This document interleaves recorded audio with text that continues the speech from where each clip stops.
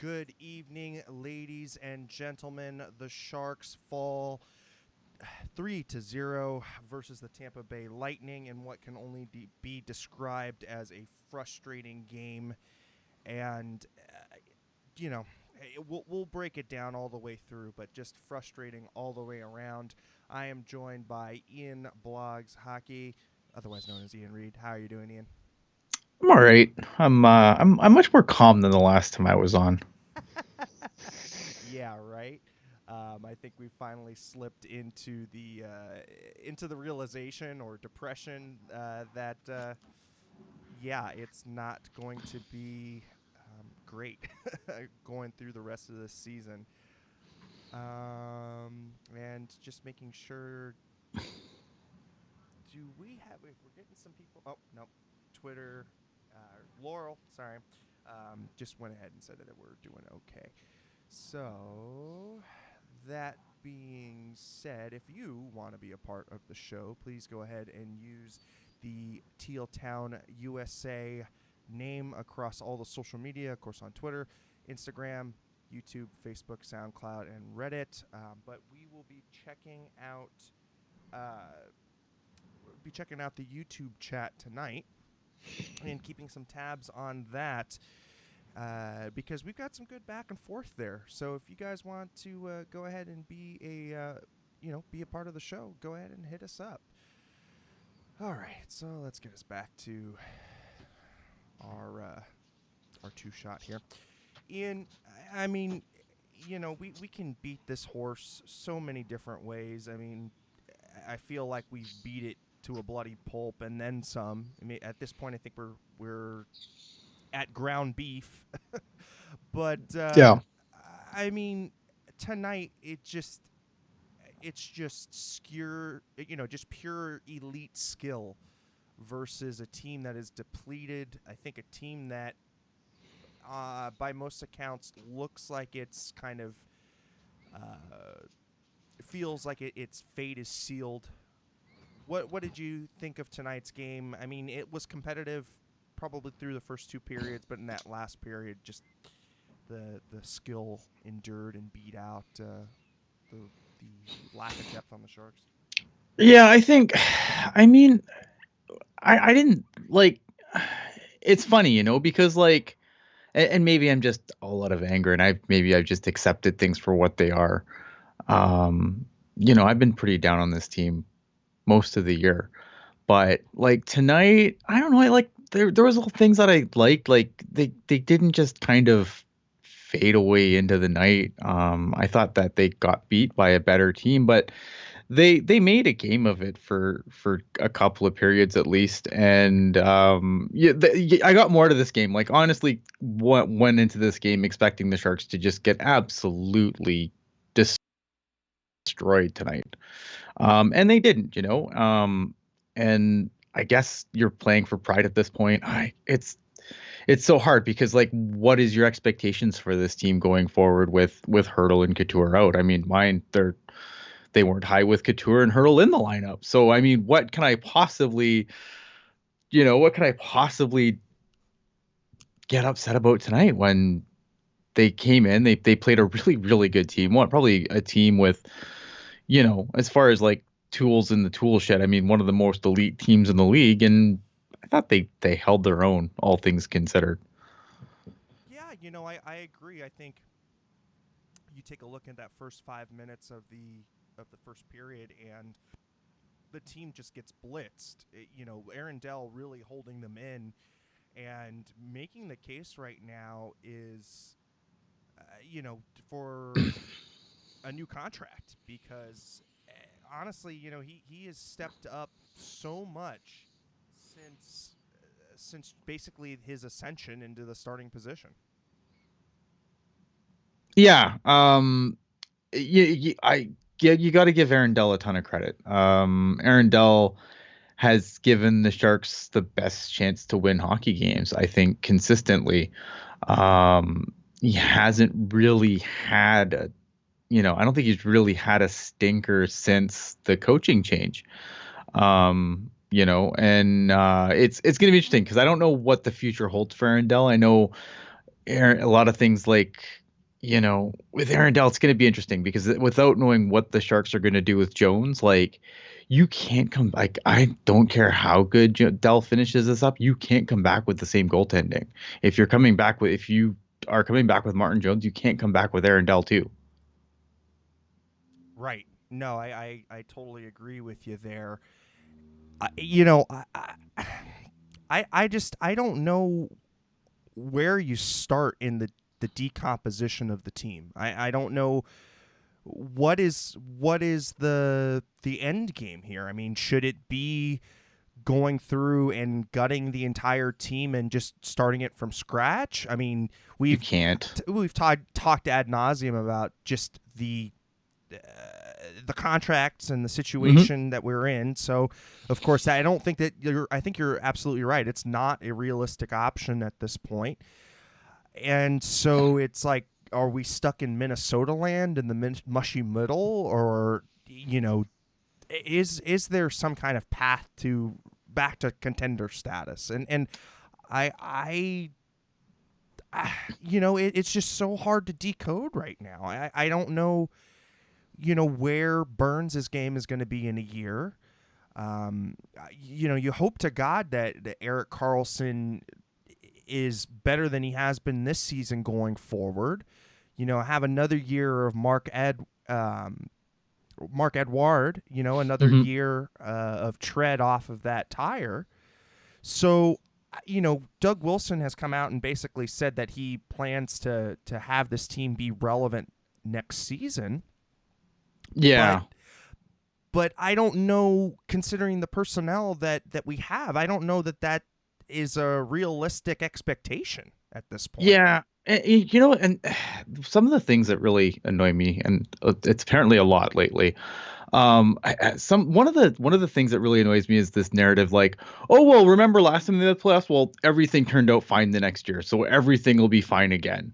And without just, and it's not like everything's going to be fine because X, Y, and Z. Everything's going to be fine because that's what happened last time. Like, there's no critical look at it, and the thing that frustrates me is that like no one wants to look at what happened last time. Like the Sharks had a bunch of cap space last time. They brought in guys like Paul Martin and Joel Ward, and like they brought in some veteran guys to help, um, push things along. They because kind of similar to this season, the farm system didn't line up. So they had the money to bring in veteran guys that were able to play quality minutes. Like Joel Ward, maybe he was a little washed by the end of the contract, and Paul Martin obviously got bought out. But that first year of those deals, uh, you know, Doug Wilson kind of hit gold with those guys.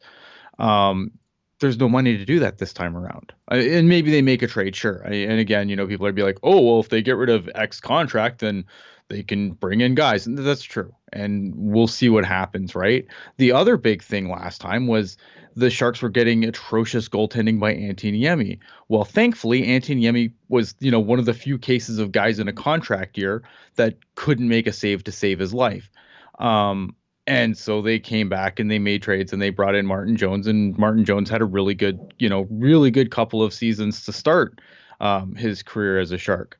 Martin Jones now is a big part of the problem. He's under contract for, obviously what, 5 more years. So, it, this notion that, well, everything's going to be fine because it was fine last time. Like, I just find it's stupid. Like, and I hate to like, be a jerk and crap on people for having hopes for the team. And look, there's a lot of talent on this team. I'm not disputing that, but the big problems that the team has they're bigger than last time.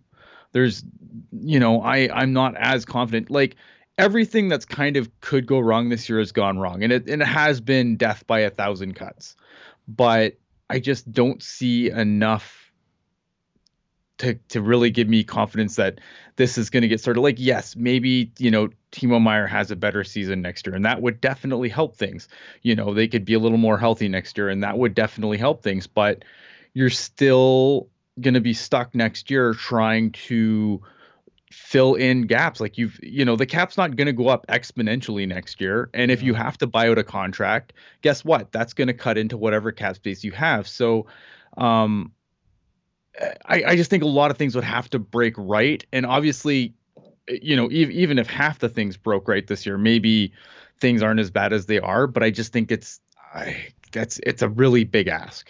No, I think you're absolutely right there with it being a big ask. And, it's just, it's maddening. It's really maddening because you can see there. I mean, maybe I am looking through tinted glasses, so to speak. But to me, there are the bones of a good team there, or at least what we think there should be, right? And I continue to look at the power play and its personification of the issues on this team, and I think you can boil it down to, again, you have both a Brent Burns and an Eric Carlson on the same blue line, and I don't think that this experiment is working, and I don't understand how they're just continuing to trot this out as a way of pushing the team forward when it's just clearly not working. And so to me, it's maddening because, again, you can see that there should be good pieces here. There should be pieces that should be excelling, and yet it just doesn't seem like there's any kind of cohesion. It doesn't seem like there's been any kind of chemistry through the entire season. It's disjointed. Um, Hmm. You know what I look at it? It's like a stew. All right, the Sharks are like a stew. You've got some really nice pieces of meat in there. You got, a guy Brent Burns, you've got an Eric Carlson, you got an Evander Kane. There's just a hell of a lot of broth. There's right, just way more broth than meat in this stew. And that's the problem.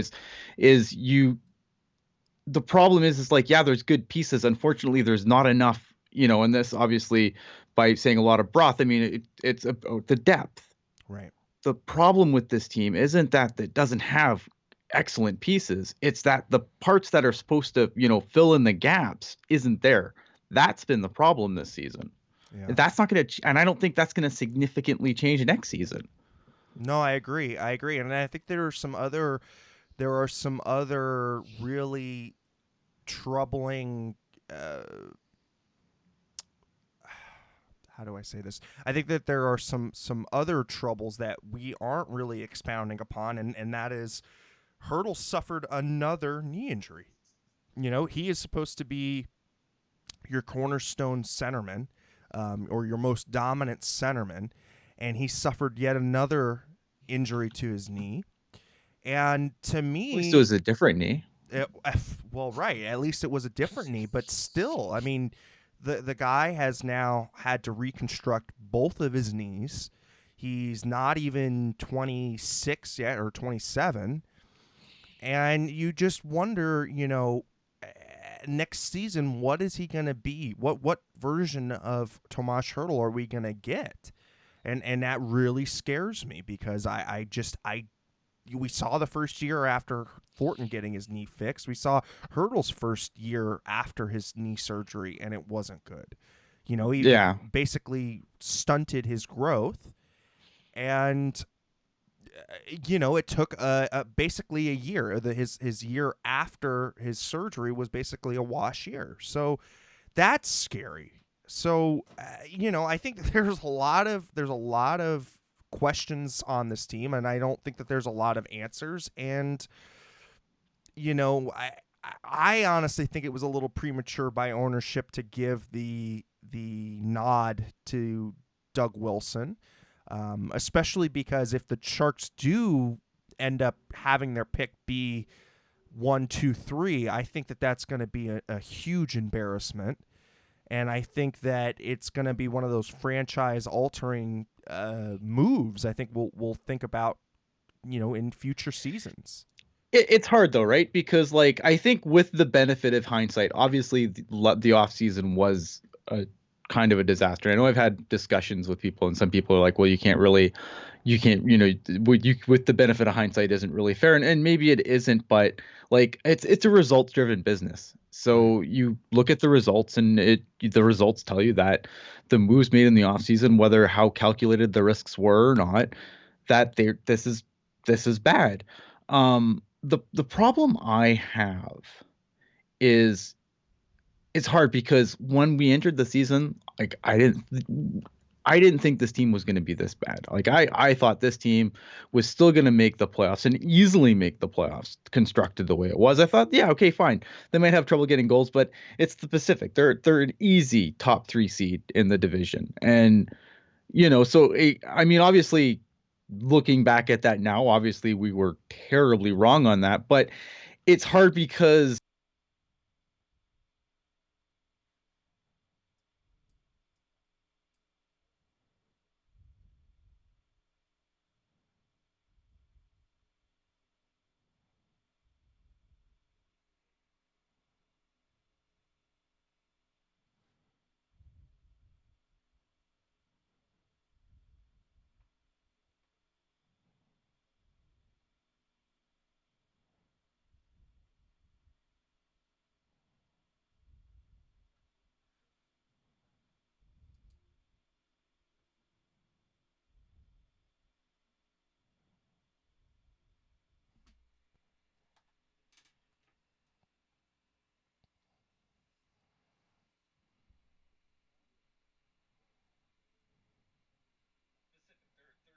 easy top 3 seed in the division. And you know,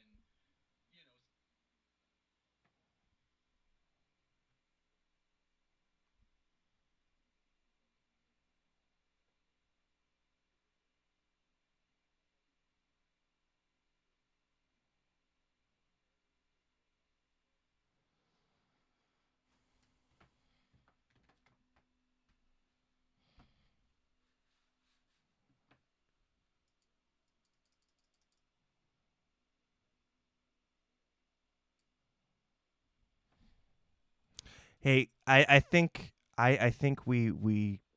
the feed got killed. Let me go ahead and let me go ahead and restart here.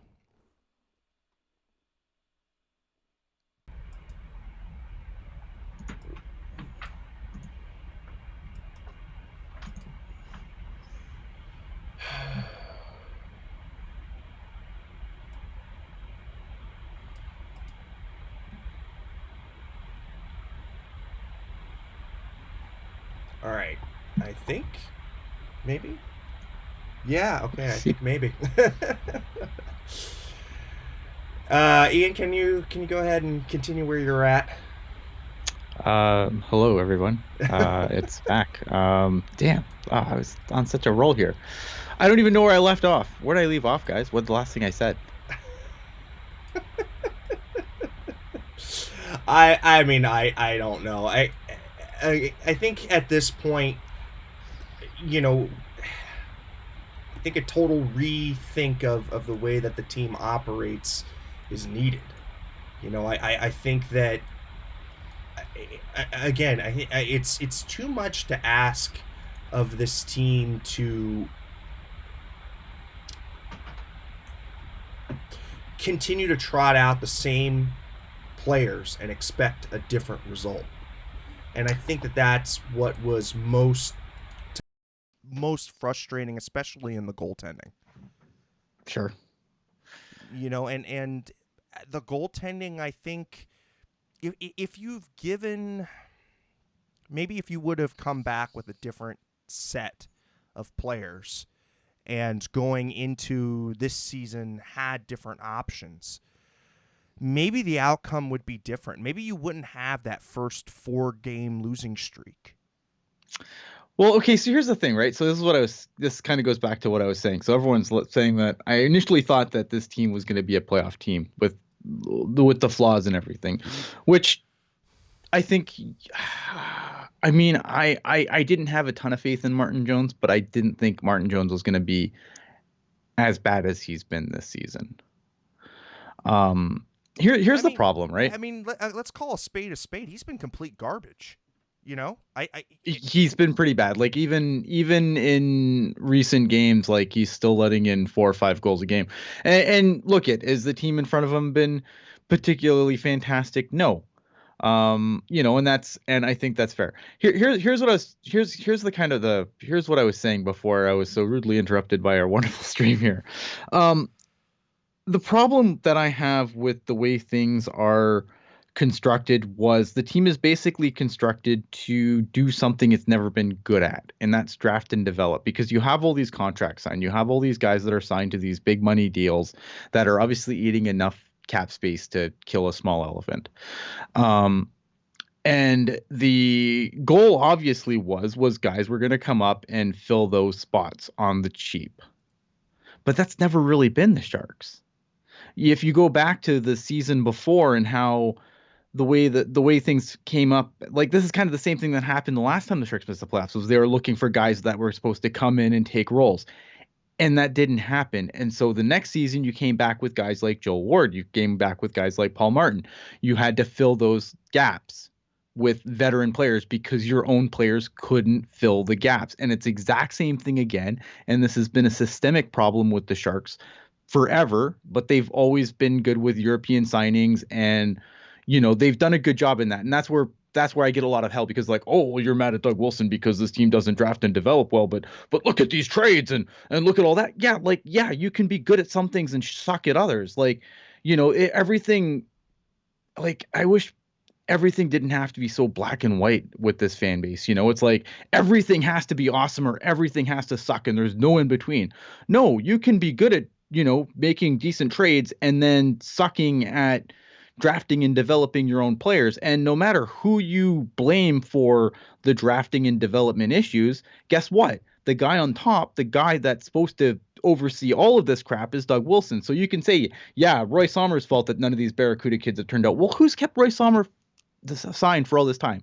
Right. Doug Wilson, right? So this is the problem this year, was again kind of similar to the last time they missed the playoffs. They came in, you have guys that are supposed to come up from the system and take spots, and they haven't. And again, this is a problem that the Sharks have had time and time again, where they've had to go outside and solve the problems. Next season, you don't have the luxury to solve the problems that way because you don't have the cap space to do it. Right.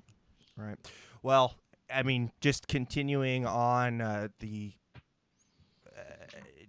train of thought of skill and meat on the bone versus teams that don't really have meat on the bone, going back to the game. I mean, Steven Stamkos with his 23rd goal on the season, with wicked one-timer, Pastel, nothing really could do there in that second period. And then going into the third, Nikita Kucherov with his 24th and Andre Palat with his 14th. And again, we can go through the special teams. The PK didn't give up. They were really, really good tonight. I felt the best part of the Sharks game was the PK. I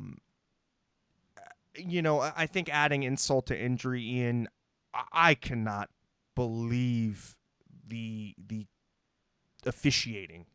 I just on that, especially on that Shellman shove, how they're both looking directly at the play and don't call anything. I know that the guys on the broadcast it was very much tonight a fit of let's talk about the reffing and what calls they missed, but that one was pretty egregious. Yeah, I didn't like that. And I think, at least I thought the Sharks responded to that one well enough. I thought by the end of the game, they kind of stopped responding to like the physical play too, where you'd kind of want to see them stick up for themselves a little bit more.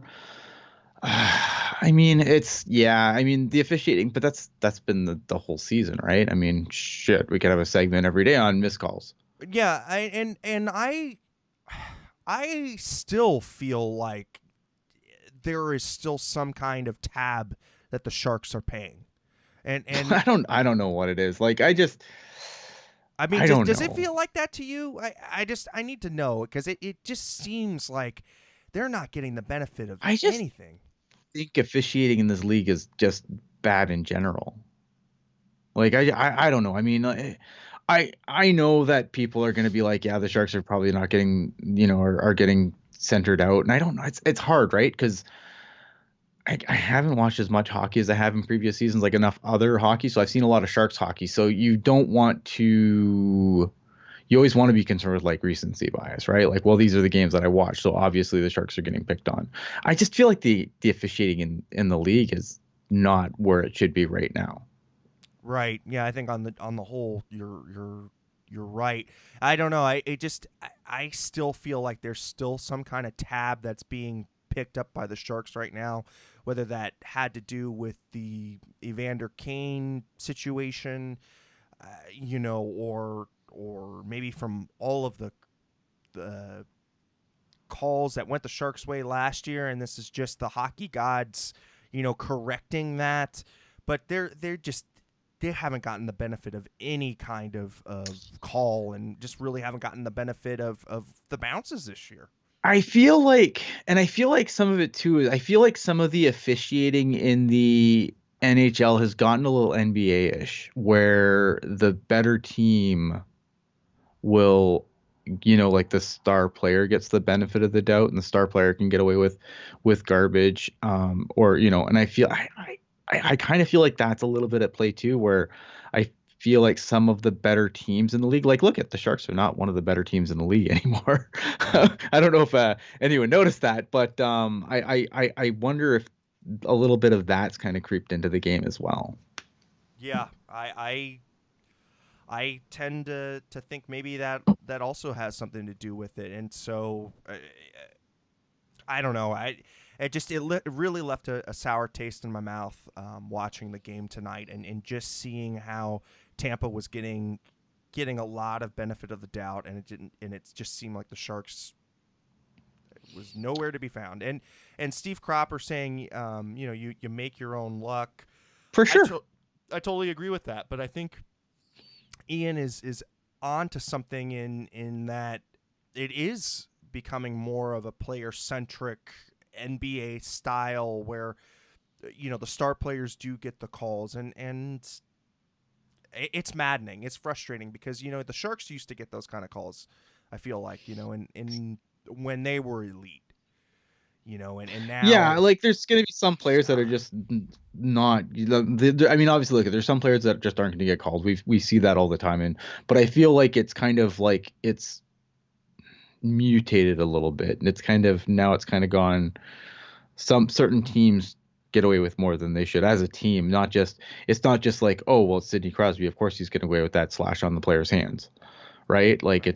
it's like, oh well, it's the Boston Bruins. They're fine. I don't Well, know. I'm not, I hate these officiating. yeah, no, I mean, I do too, and that's why I just wanted to pay it really quick lip service and kind of move on, because at this point, I'm just kind of throwing my hands up in the air. I've got the tinfoil hat Sure. on, and retreating into my fan cave, because yeah, there's just really not a lot of positives that you can draw out of tonight's game. I think, again, the penalty kill, the response of the physicality in the first two periods.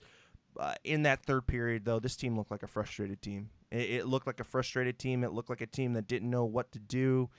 Um, you know, Barclay Goodrow has been such a revelation, but top line Barclay Goodrow, number one center Barclay Goodrow, that just kind of shows you where the team is at, and Yeah. Look, I mean, look, it's rough. it is what it is, right? I mean, like I said, I will give the Sharks credit. This game was a lot more entertaining than I thought it was going to be. Yeah, Like I yeah, thought and this and was Dell just was a going to be a positive. bloodbath. Yeah, And Dell was a positive, absolutely. Like Dell had a really good game. I mean, you don't want to see. Look at there's how many games left? There's a good number of games still left. 30 20, games left, 29. 20 something. Yeah, Yeah, I mean, it's not like I want to watch 29 games of the Sharks getting just absolutely massacred. So, I mean, they had, they were in tough tonight. We all knew they were in tough. We all knew that their chances of winning weren't good. But I've watched worse games this year. yeah. So I guess kind of rounding out the discussion then. What do you think the Sharks' objective should be going into the trade deadline? What are the realistic expectations on returns, and do we see any kind of major tinkering and major moves? Maybe something in the maybe something in the defensive market, maybe shaking something up on the back end for the Sharks, and not just moving out the player who we think is going to be moved out, and Brendan Dillon. But could you see maybe a Brent Burns waiving his no trade or something, or or maybe Patrick Marleau or Joe Thornton moving on, or I Well, Patrick Marleau has no say. Like if Doug Wilson wants to trade Patrick Marleau can't do nothing about it. He could not report to the team that he's traded to, but he has no trade protection. So if Patrick Marleau, if the Sharks want to trade Patrick Marleau, they could. I don't know why you like. I know why you would do it, but I feel like for what you're getting for the price you're getting it at, I don't know. I don't know. It's so hard, right? Because like I think you should try and get back whatever value you can for expiring assets. Whether if you can move if you can move Brendan Dillon and eat a bunch of cap space to get to increase that value, do it. Like, what do you have to lose at this point? I mean, obviously, look at the first round's gone. We all know that, but and it's so hard because again, I just went on this huge rant about draft and develop, but if you can rack up a few seconds, I mean, it's not the worst thing you could do. If you can bring back, what would be better is if you could bring back a player who's going to fill a role that you have next year, so that you're not signing a 41-year-old Joe Thornton and a 41-year-old Marleau next season, because I think that would be the most damning thing is if those guys have to keep being trotted back in at beyond 40 to to get to just ice a team that's competitive or even remotely competitive or just to fill spots. I mean, that to me is the most damning thing. It's hard. It's really hard because like I just kind of poo-pooed all the draft and develop, and yet here I'm gonna be like, yeah, well, get some draft picks and do the things that NHL teams do. yeah, I mean, well, just a quick peek over on Cap Friendly, and we'll just kind of refresh you on what the Sharks have for this draft year. The Sharks own their second round pick this year. They have Philadelphia's third. They have 2 5th-rounders and 2 7th-rounders. Yeah. I think right now the expectation is that Brendan Dillon will be traded. I think LeBron was saying that somewhere in the market of a second round pick and a prospect, a B level prospect, is what the going rate is. I think that's pretty fair value for Brendan Dillon, and I think you might have to eat some cap for that, but yeah, I think it's doable. Like trade deadline stupid, right? Because we see lots of like second round pick is like the trade currency. So getting a second round pick wouldn't surprise me. A second round pick and a B level prospect. I mean, yeah, I guess it makes sense. I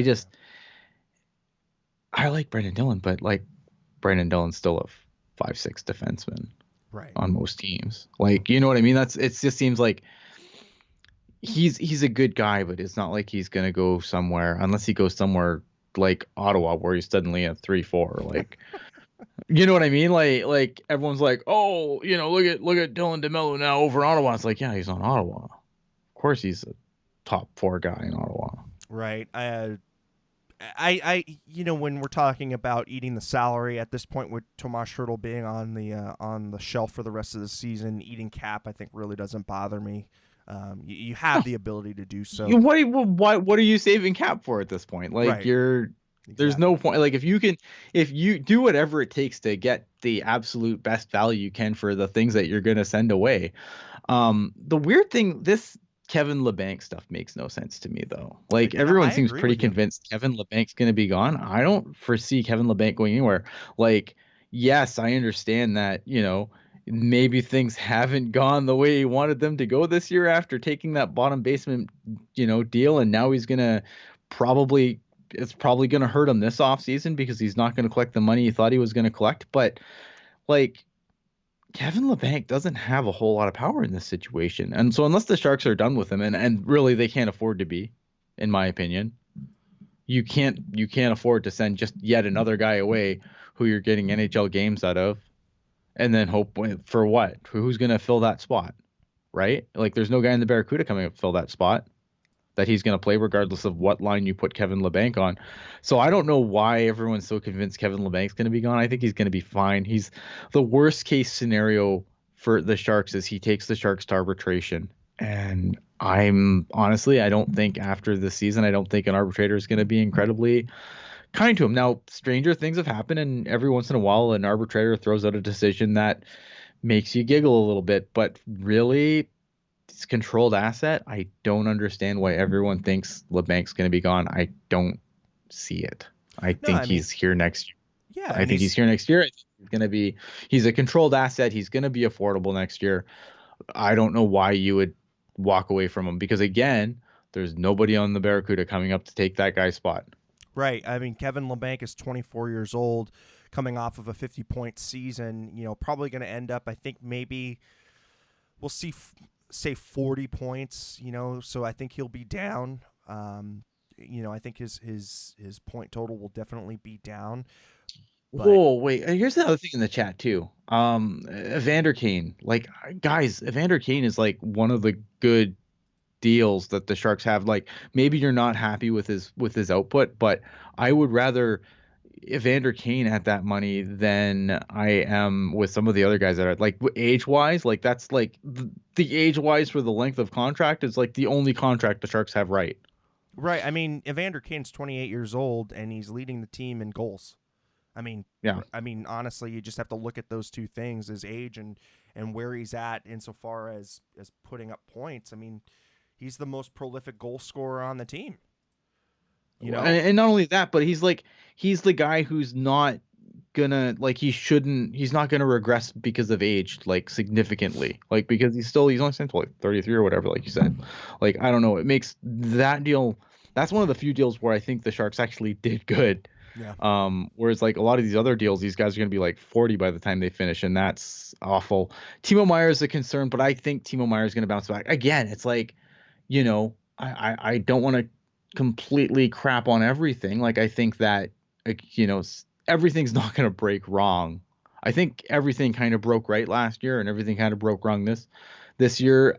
If you get a half and half, and Myers on the positive side, then we'll forget this season ever happened. right, You know what, the Timo Meyer contract is what it is. Yes, the qualifying offer at the end is $10 million. That is scary as hell. But you know what? It is what it is. Let's see what happens with it. Because again, Timo Meyer's young, super young. He's one of the guys you've had that's actually like you don't want to send him away if he can turn things around. And if you're gonna trade Timo Meyer, then you better be damn sure that he's a wash. right. Which I'm not convinced yet. You know what? You hold on to him. You have nothing to lose by playing him next season and hoping that things work out. And if it does look bad going into the qualifying offer, well, that's a headache for a couple years down the road. No, I agree. I think to me, the contract that you really need to get out of, and I think you just have to bite the bullet on this. I think you have to buy Martin Jones out. I think that the amount of money that you save is not negligible. Meaning, I think you get a good $3 or $4 million worth of savings, um, and you just have to call that. You just have to call it what it is, just a misread. Um, unless Yeah. unless they want to go out and again, like I said, anything outside of Mitch Korn, right? But unless they Hmm. go out and they really try to figure out what the hell is wrong with his game, but to me, there's just something fundamentally flawed in his game, Ian. I mean, Yeah. Yeah. Like, and again, I think this team's not gonna get blown up. no, And we, I think you look at you're probably. I think if Doug Wilson's gonna turn things around as quickly as he wants to, he has to move one of these contracts. He's obviously not gonna move all of them. right. Um, but as far as Martin Jones goes, yeah, I agree. I think you buy him out. I'm just nervous about what they do. Are you gonna come back next year with like a Dell Georgiev tandem? Because I'm not like a lot. Georgiev's the names that comes up a lot, but I don't think he's a starter. Yeah, I think he might be a good tandem guy, but like there's nothing in his numbers that particularly wows me. Like the reason why he's even available is because it's Shishkin. That's the guy that they're going forward with, and they know it. And it's not even a question. I don't know, man. Like, I think you buy out Jones. I just don't know what you come back with to, because again, now you're gonna have to pay money on that buyout. You're gonna eat up any cap space you gained on that buyout because you have to bring a goalie back or two, depending on who you're bringing back, and then again, it doesn't leave you in depth. That's the problem next year is like, ideally you'd want to try and shore up the depth, and the goaltending being what it is really throwing a monkey wrench in that. You're absolutely right. You're absolutely right. And so, you kind of go in thinking, all right, well, there's not really a lot on the goaltending market. I don't think there's going to be a lot in free agency as far as goaltenders are concerned. Yeah. So what is the path forward? And I think that it's gonna take some kind of interesting solution there, because whatever that solution is isn't evident to me right now. It's not Mhm. evident to me in either the trade scenarios. It's not evident to me in free agency. And yeah, it's The just only thing I can think of is with the new deal that was it Backstrom just signed in Washington. oh right, maybe Then Holtby. now that looks like Holtby's probably the odd guy out there now, because it's going to be interesting to see how they would keep him in the fold. But again, like, where are you going to find this cap space? You buy out Martin Jones, and once again, you're eating cap space on that buyout. You still have to, a guy like Braden Holtby is not coming for peanuts. No, I think Braden Holtby will probably look toward the Bobrovsky deal, and I don't want anything to do with a $10 million goaltender.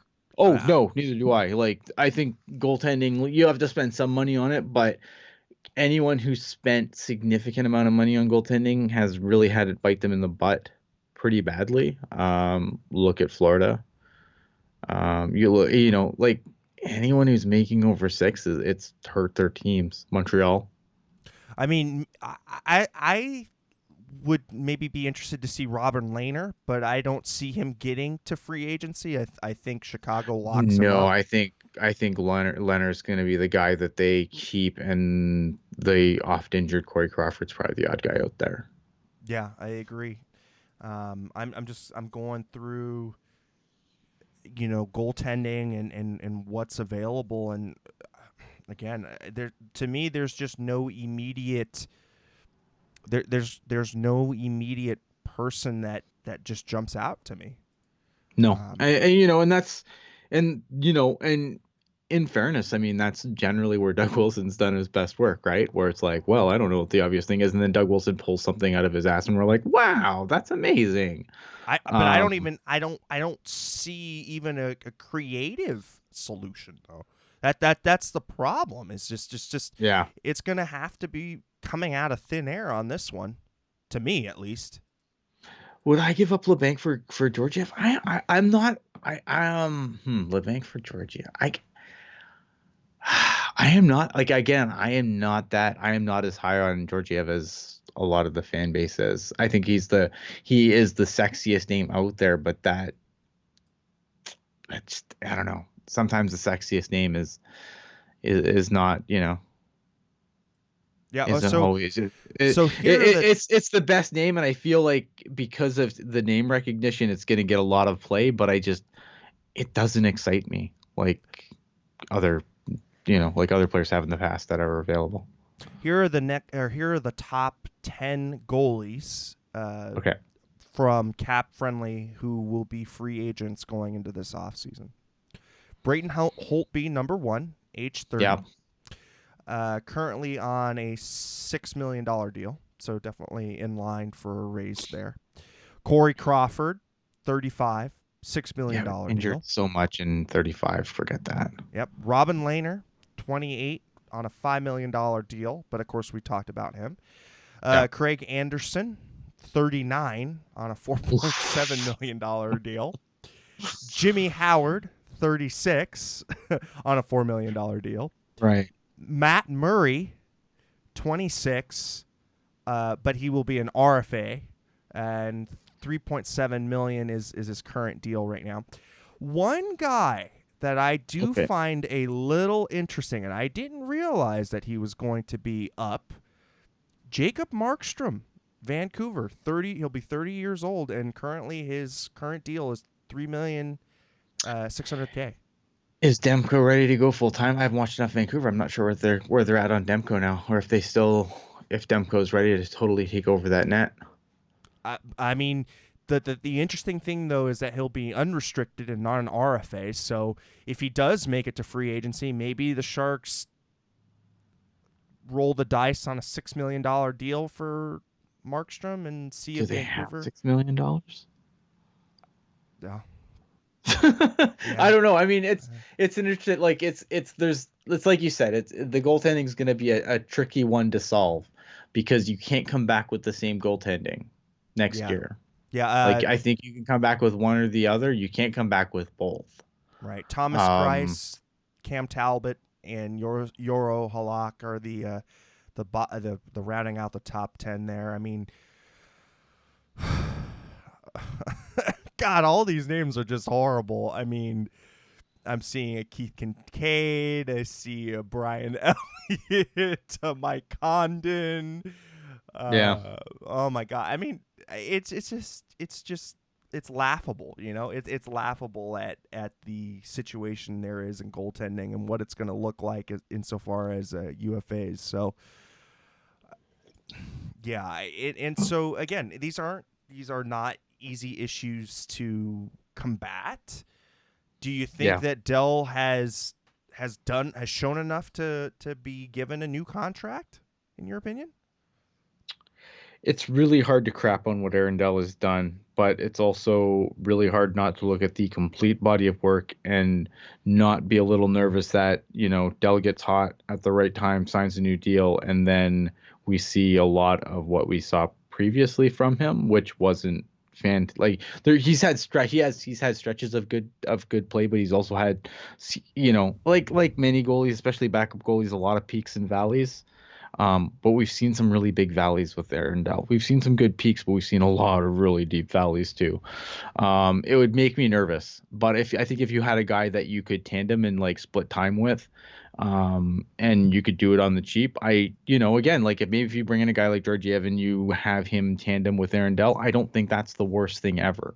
Yeah. I again, It wouldn't be the worst thing, but because I think that Arundel has given you, but but again, you got to go sign some forwards now. So if Arundel wants to make another $2 million, and you have to bring in Georgiev and pay him 3, 4, like again, you got to find a way to fill these depth holes, and it's going to be really, really hard to do. But like I said, if you can bring back one. So if you are bringing back Martin Jones next year, and please God, don't let that be the case, you got to let Dell go, and you got to bring in someone and hope to God that they can, play good hockey and take minutes from them. Yeah. To me the more scarier part, I mean, goaltending is very scary, but I think the center depth is also scary. I think the center depth, I'm with you. I think it's time to let go of the Patrick Marleau, Joe Thornton era and just say, look, guys, like it's been a hell of a ride, but you can't just keep trotting him out anymore. I mean, Thornton looks like a shell of himself. Patty, I mean, is to his credit, has gotten double digits in goals, but I don't think he'll break 30 points this year. It's interesting because, for all the names, like you always get all these lists of like players that are coming out and, like, oh, here's, what teams are going to, what guys are going to be interesting rentals. And I haven't really, I haven't really heard Marlowe's name come a lot as a potential rental, to be honest. And, No. I think that's telling. I think he's done a respectable job. Like when he came in, I was against him coming in because I wanted people to get looks, but now that we're in the season, he's done a respectable job doing what he's been asked to do. But yeah, like it's hard because you want to bring in, like you got to be able to spend get depth guys, and I just think having to come back with enough 41-year-old Marleau next season, it's really damning. And Joe Thornton's a trickier one because he has glimpses of looking like himself this year, but he's kind of lost a step too. And it's one of those things where I think it's time to pull the band-aid off. It's gonna hurt. Yeah. It's gonna suck. It's gonna hurt, but it's time to pull the band-aid. Yeah, no, I think so too. I think it's time to move on. Thank them and honor them, and those two I think will definitely both be in Toronto in the Hall of Fame. I really believe that. I like I said, when Patrick Marleau left, going to the Toronto Maple Leafs was the best decision insofar as securing his legacy, because Sure. then he becomes part of the Canadian national coverage, and the Canadian. You got to buy the votes, right? You got to buy the East Coast votes somehow, and Sure. playing on Toronto, I think in training Mitch Marner and training that core, did that. So Yeah. I think to me that was what stamped the ticket for me into the Hall of Fame. But going back to our team then after their passing, insofar as retiring and passing from one torch to another, it'll be interesting to see what they do on the center position. To me, again, it's going to be all up to what we're going to get out of Tomas Hertl coming out of his surgery. It's going to be what we're going to get from Logan Couture. But are Logan and Hertl enough to build a team around? I don't know. I I don't don't know. know. I mean, I don't have that answer. And you know, no one does. I mean, I don't have a crystal ball. I just but I think speaking from a talent wise, you just look in the Pacific Division, and there are teams with a hell of a lot better center depth. Yeah. If even if you have a healthy Couture and a healthy Ertl.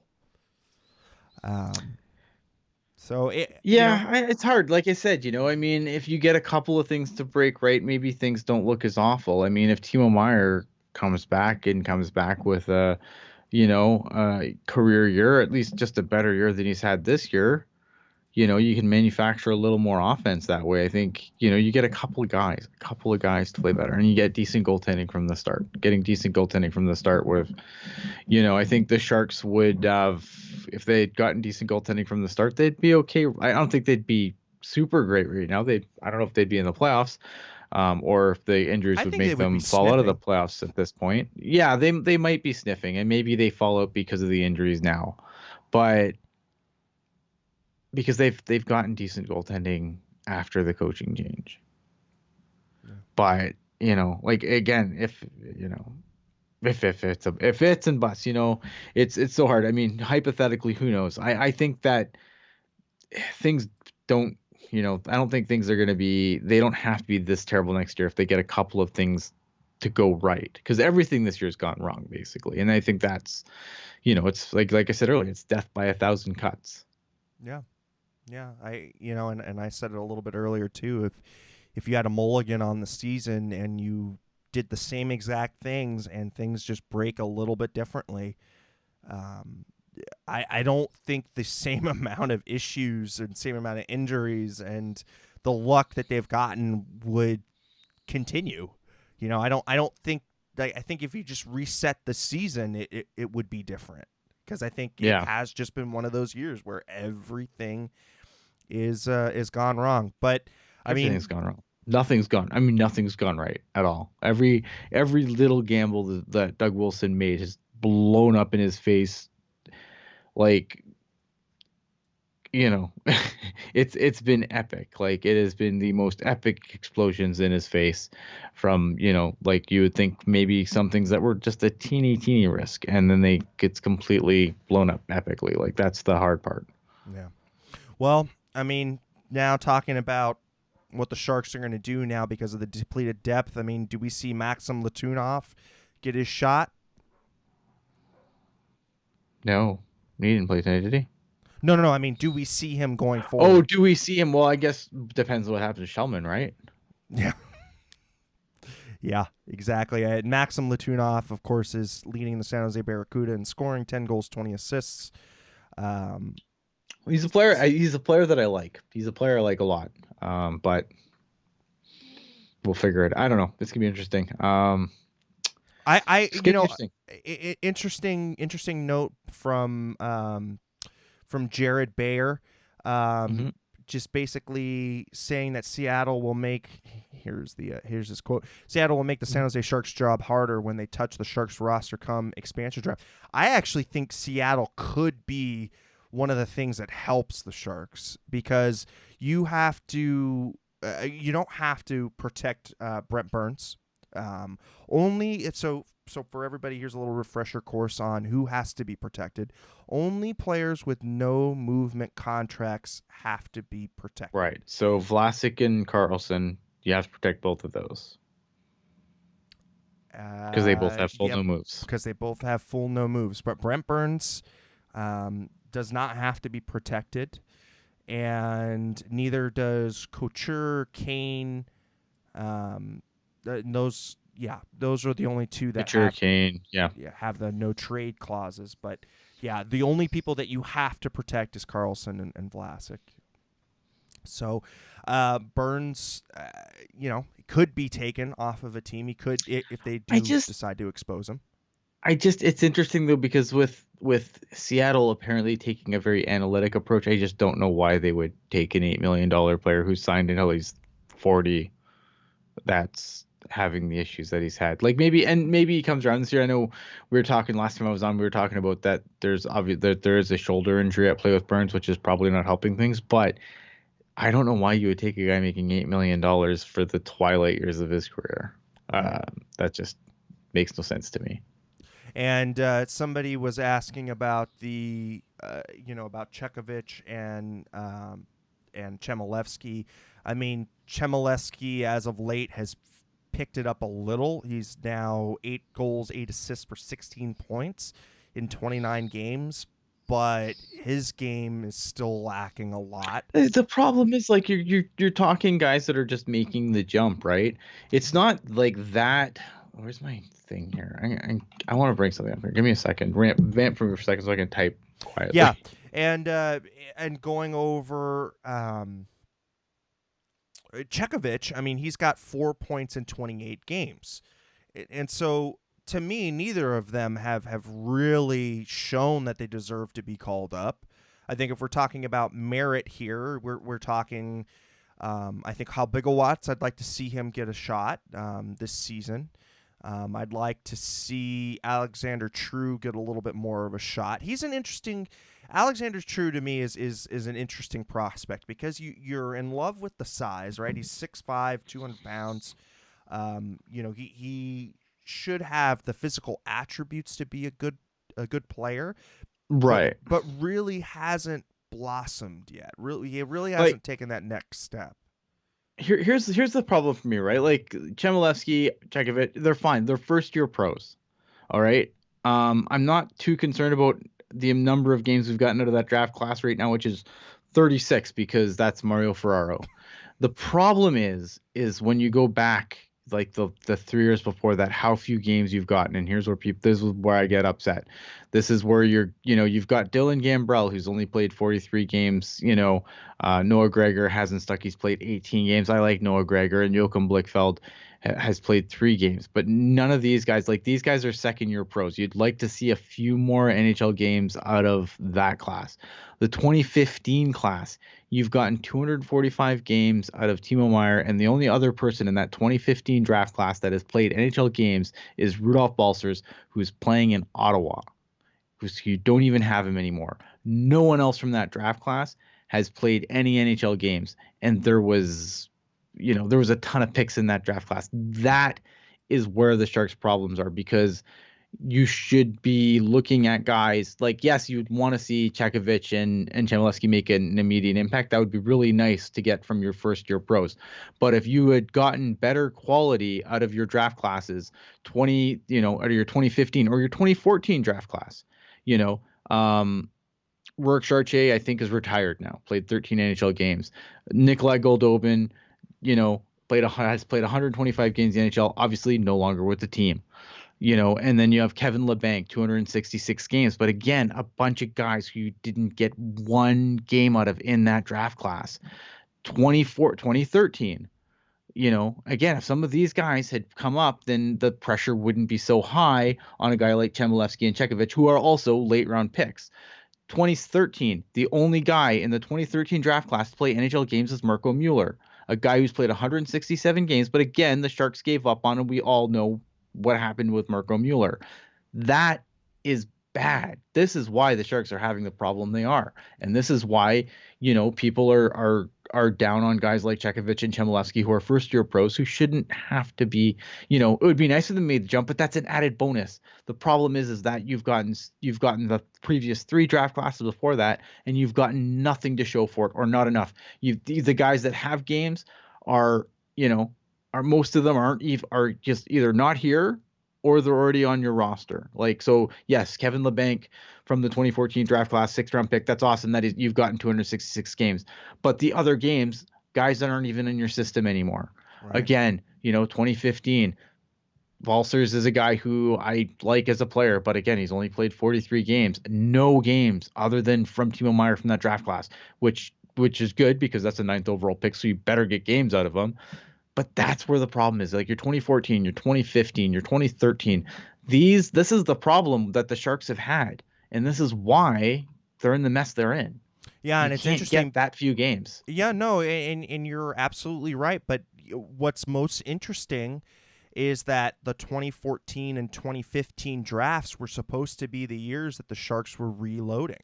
Right, those that's what we were told by Doug Wilson. Yep. Was we were putting a premium on drafting and development, and yet this premium that they've put on the drafting and developing, where are the results of that? And somebody, there should be consequences for the ineptitude on the drafting, and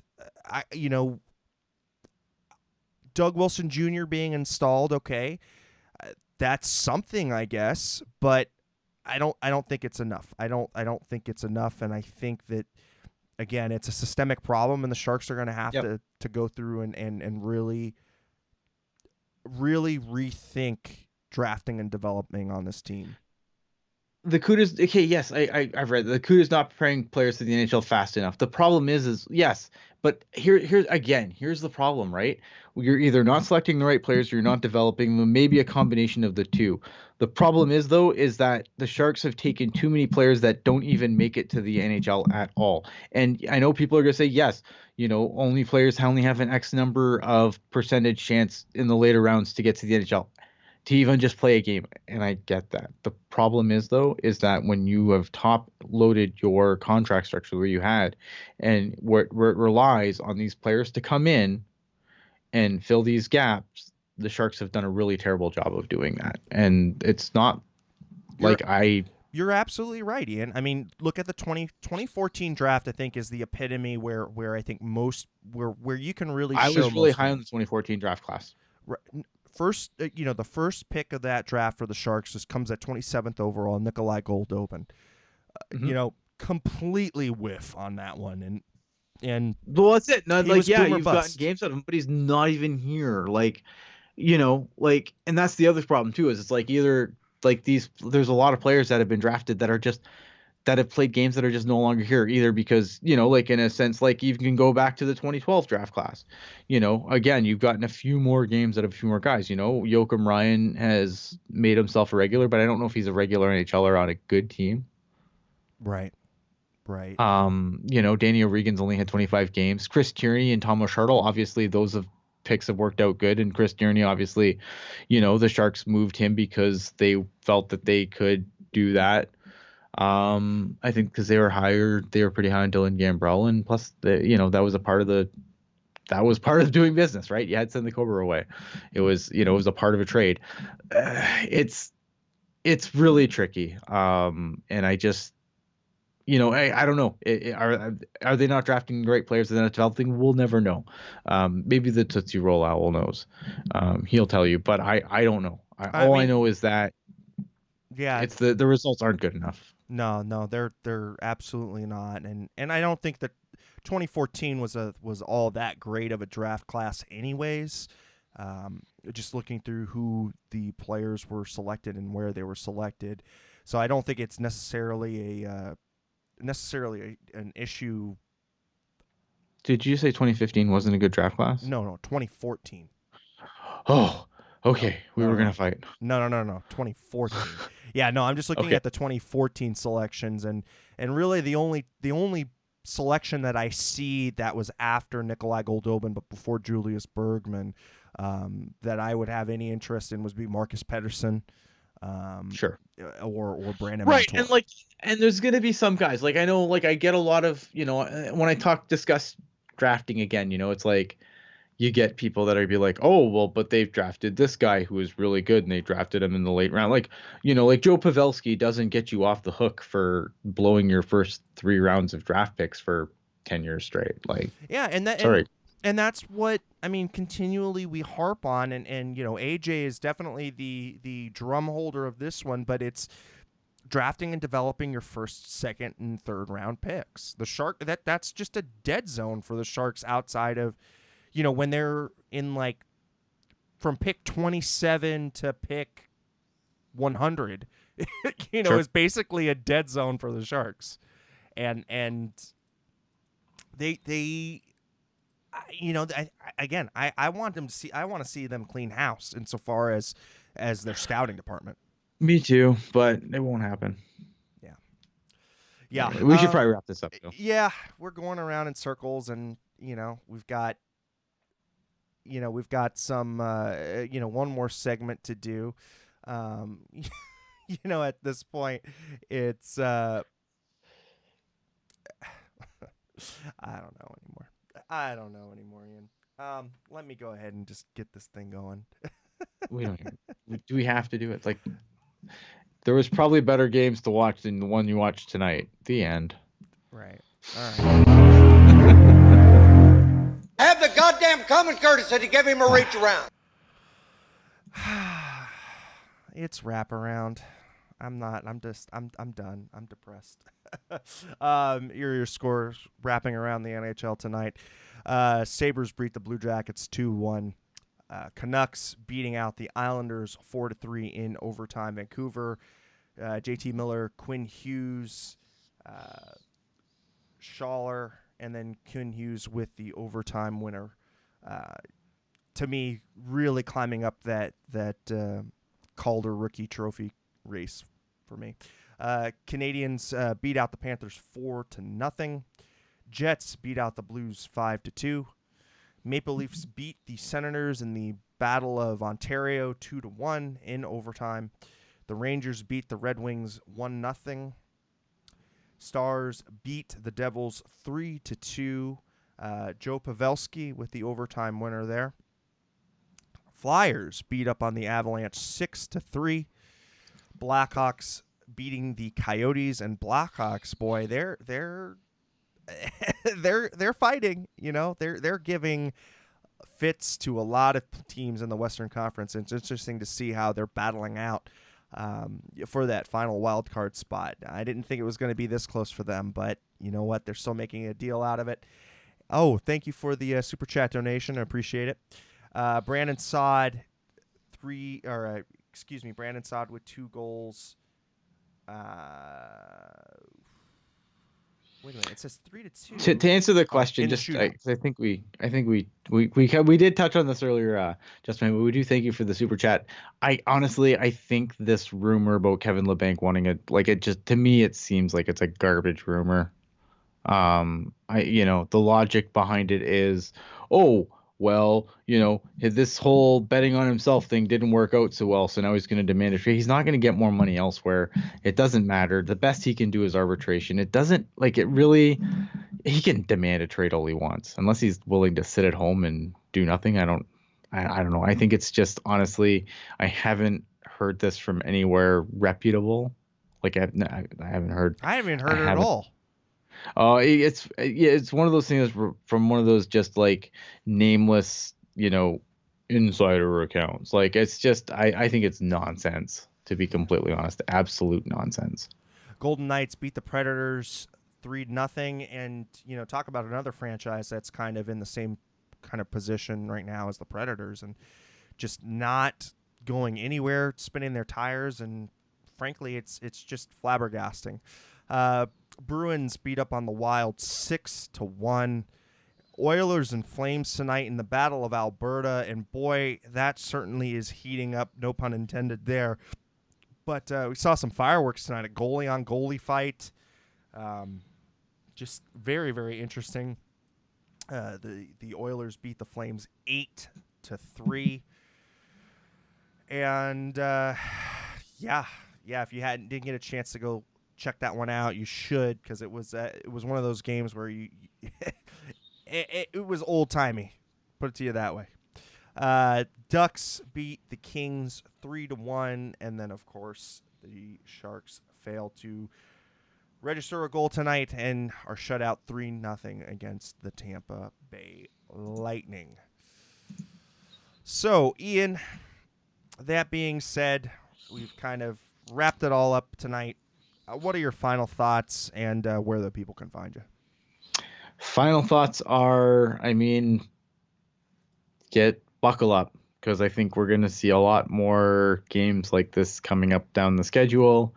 And it's sad, but it is what it is. Hopefully, the only thing you can hope for now is that, you get some moral victories. I guess you just want them to play well. I think I just want to be somewhat entertained. I want the Sharks to at least try and look like they're, at least trying to be in these games. And I think that is sadly the best you can hope for. And I'm hoping that's what we get, because I don't want to watch 29 games of just them getting their butts kicked and not having any gusto. So buckle up.